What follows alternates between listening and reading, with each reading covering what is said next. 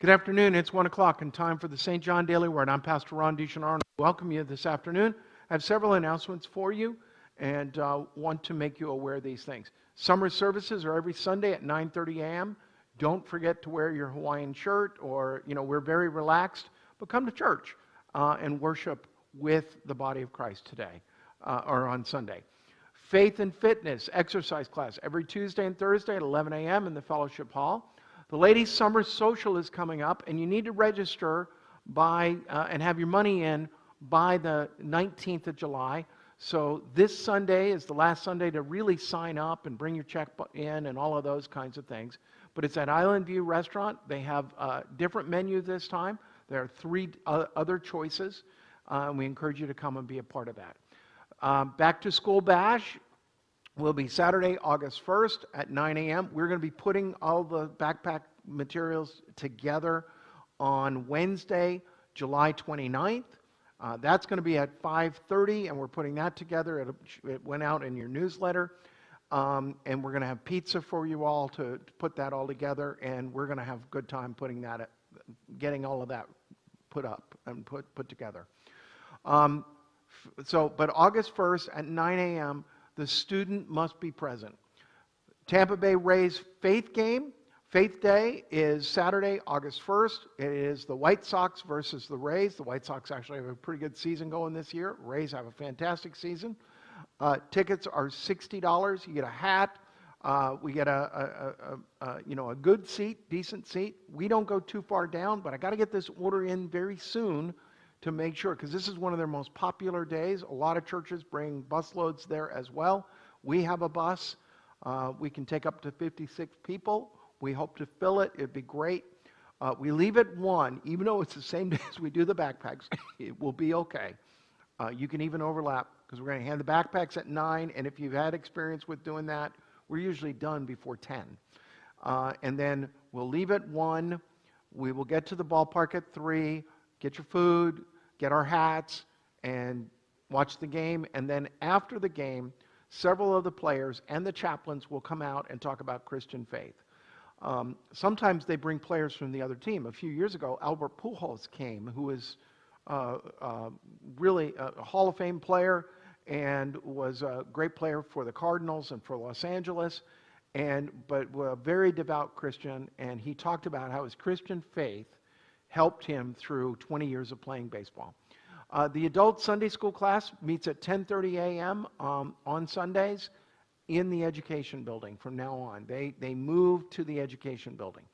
Bible study is on break this summer. We'll return in September after I get back from South Africa. The Parkway Food Ministry always needs cereal, dry goods, any of those kinds of things. We help and we get that food down to them. Veterans Peer Group meets every Thursday at noon in the education building. It is a peer group. They encourage each other. They talk about things. You can be a veteran of any era and any time frame. Room 7. We're going to look at Revelation chapter 3, verses 7 through 13. This is the 6th of the 7 churches. John is writing a letter to each of these 7 churches. They're all located in Turkey. And he is representing Jesus. These are Jesus' words to those 7 churches. And so, Revelation chapter 3, verses 7 through 13. And to the angel of the church in Philadelphia write, these are the words of the Holy One, the true One, who has the key of David, who opens and no one will shut, who shuts and no one opens. I know your works. Look, I have set before you an open door which no one is able to shut. I know that you have but little power, and yet you have kept my word and have not denied my name. I will make those of the synagogue of Satan who say they are Jews and are not, but are lying. I will make them come and bow down before your feet, and they will learn that I have loved you. Because you have kept my word of patient endurance, I will keep you from the hour of trial that is coming on the whole world to test the inhabitants of the earth. I am coming soon. Hold fast to what you have so that no one may seize your crown. Now I'm going to have to turn because I can't see the top line. If you conquer, I will make you a pillar in the temple of my God. You will never go out of it. I will write on you the name of my God and the name of the city of my God, the New Jerusalem that comes down from my God out of heaven, and my own new name. Let anyone who has an ear listen to what the Spirit is saying to the churches. Now, what's interesting about the letter to the church at Philadelphia, which you all should know that Philadelphia translates to brotherly love. Philos and means love. It's one of the words for love in the New Testament and in Greek. And the Adelphia part means brothers. And so it's the city of brotherly love. I went to seminary near Philadelphia. My seminary, actually, where I attended, relocated, and it is in Philadelphia now at this time. And so what happens is Jesus writes to them, and it's actually favorable to them. They are going into the open door. They are worshiping God. They will, but they have to bear through and stay steadfast and endure all the way to the end. And when they do, they will be given a new name. They will stand with God. They will stand with Jesus. He says, I know your works. But then he also talks about the hypocrisy of what he calls a synagogue of Satan. And that is, these are Jews who are persecuting the Christians in Philadelphia, which happened from time to time. What was interesting is that in that first century and near the close of the first century, which is when this is being written, sometime around in that time, you had persecutions that took place of those who professed to be Christians, sometimes from the government, the Roman government. Sometimes you had religious persecution from Jews who did not want to tolerate the Christians. And so they made life miserable for them, and they did all kinds of things. The apostle Paul, whose name was Saul, was persecuting Christians when he then became a Christian. But what we know is that there was this friction and this difficulty. We know from other documents written in the early 2nd century, that means from 100 to 199, that there were these rivalries that went on. And here's why. The first Christians were Jews who became Christians. They wanted to remain a sub-sect, S-E-C-T, of Judaism.